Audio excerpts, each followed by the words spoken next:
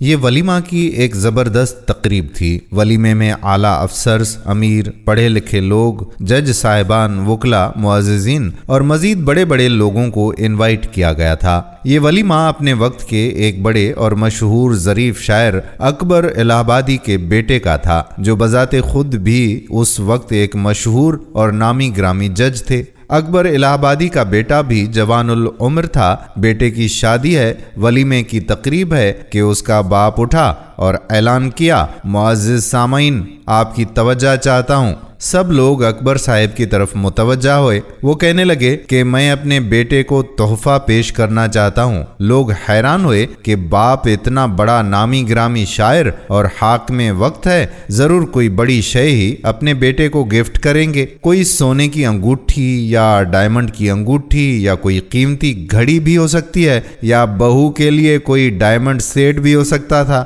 سب لوگوں نے دلچسپی سے ایک دوسرے سے سرگوشی میں سوال کیے کہ آخر کیا ایسی قیمتی چیز وہ اپنے بیٹے کو دینا چاہتے ہیں۔ اکبر الہ آبادی نے ایک گفٹ پیک اپنے بیٹے کی طرف بڑھایا۔ والد صاحب نے کہا، اس کو کھولو، اور میں نے اس کو کھولنا شروع کیا۔ ایک تہہ کھولی، دوسری تہہ کھولی، تیسری، پھر چوتھی تہہ کھولتا جا رہا تھا، اور لوگوں کی دھڑکنیں میرے سمیت تیز ہوتی جا رہی تھیں۔ سب کو تجسس ہو رہا تھا کہ آخر اس گفٹ پیک میں ایسا کیا ہے۔ میں نے دل میں کہا کہ ابو مجھے ایسا کیا قیمتی تحفہ دے رہے ہیں۔ جب آخری تہہ کھولی تو اندر سے بچوں کے کھیلنے کا ایک چھوٹا سا کھلونا نکلا۔ دعوت پہ آئے لوگوں نے جب وہ کھلونا دیکھا تو سب ہنسنے لگے۔ اکبر الہ آبادی کا بیٹا کہتا ہے کہ مجھے کافی شرمندگی ہوئی کہ میری زندگی کا یہ ایک یادگار دن ہے، اور اس کھلونے کی وجہ سے میرے باپ نے میرا موڈ ہی خراب کر دیا۔ لوگوں کے سامنے جگ ہنسائی ہوئی، میں ذرا خاموش ہو گیا۔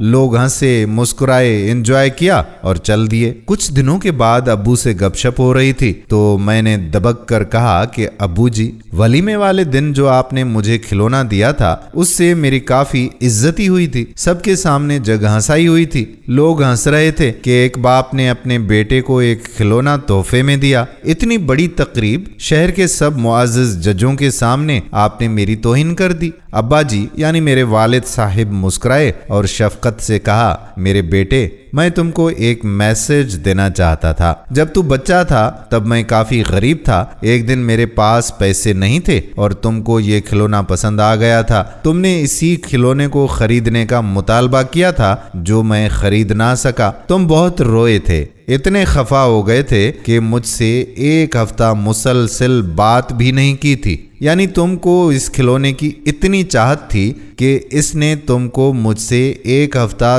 دور کر دیا تھا۔ آج میں نے سوچا کہ تمہاری شادی کی تقریب ہے، لہٰذا تم کو بچپن والا کھلونا خرید کر دے دوں اور آپ کو سمجھاؤں کہ دیکھو بیٹا، بچپن میں اسی کھلونے کو خریدنا آپ کی سب سے بڑی آرزو تھی، لیکن جب جوانی میں پہنچے اور بھرے مجموعے میں آپ کو لوگوں کے سامنے آپ کی تمنا پوری کر دی، اب جب کہ میں نے آپ کو وہ کھلونا دے دیا تو آپ کو خود ہی شرمندگی محسوس ہوئی۔ اگرچہ اس کھلونے کے لیے آپ نے مجھ سے بولنا بھی بند کر دیا تھا۔ میرے بچے، اگر بچپن کی تمنائیں بندے کے سامنے جوانی میں کھولی جائیں تو بھرے مجموعے میں بندے کو شرمندگی کا سامنا کرنا پڑتا ہے۔ لہٰذا تم جوانی میں کوئی ایسی آرزو اور ایسی تمنا ہرگز مت کرنا کہ کل بروز قیامت اللہ پاک کے سامنے بھرے مجموعے میں اگر اس کو کھول دیا جائے تو تم کو وہاں شرمندگی اٹھانی پڑے۔ یہ میری نصیحت ہے اور اس کو سوچ کر آگے بڑھنا۔ دوستو، کیا ہی خوب نصیحت تھی۔ اس نصیحت کے بارے میں آپ کیا کہتے ہیں؟ اکبر الہ آبادی صاحب نے یہ درست کیا یا غلط؟ ضرور کمنٹ سیکشن میں بتائیے گا۔ اگر ویڈیو آپ کو پسند آئی ہو تو اس ویڈیو کو شیئر بھی ضرور کیجیے گا، اور ایسی مزید ویڈیوز دیکھنے کے لیے ہمارے پیج قصہ گاہ کو فالو ضرور کر دیں۔ آنے والی ویڈیو تک آپ کا اپنا میزبان قادر بخش کلہوڑو آپ سے اجازت چاہتا ہے۔ فی امان اللہ۔